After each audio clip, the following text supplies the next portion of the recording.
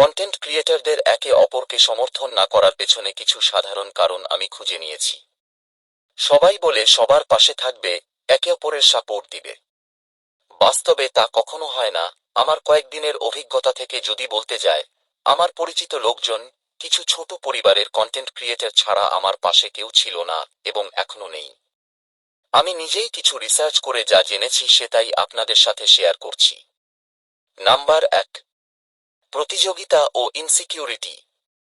একই ধরনের কন্টেন্ট ক্রিয়েটরদের মধ্যে প্রতিযোগিতা থাকে, কারণ ভিউয়ারশিপ ও ফলোয়ারশিপ একটি গুরুত্বপূর্ণ বিষয়।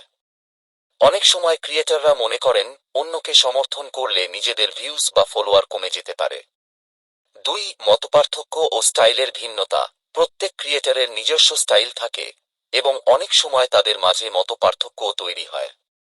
এই ভিন্নতা কখনো ব্যক্তিগত পর্যায়ে চলে যায়, যার ফলে তারা একে অপরকে সমর্থন করেন না।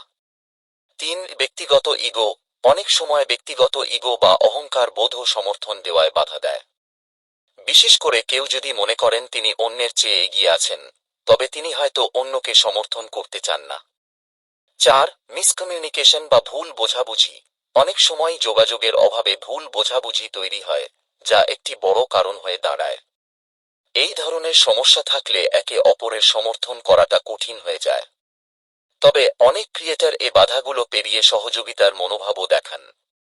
তারা একসঙ্গে কাজ করে তাদের কমিউনিটিকে আরও শক্তিশালী করার চেষ্টা করেন, যা তাদের ইন্ডাস্ট্রির জন্য সহায়ক। আপনার যদি এই বিষয়ে কোনো মতামত থাকে অবশ্যই কমেন্ট বক্সে জানাতে পারেন।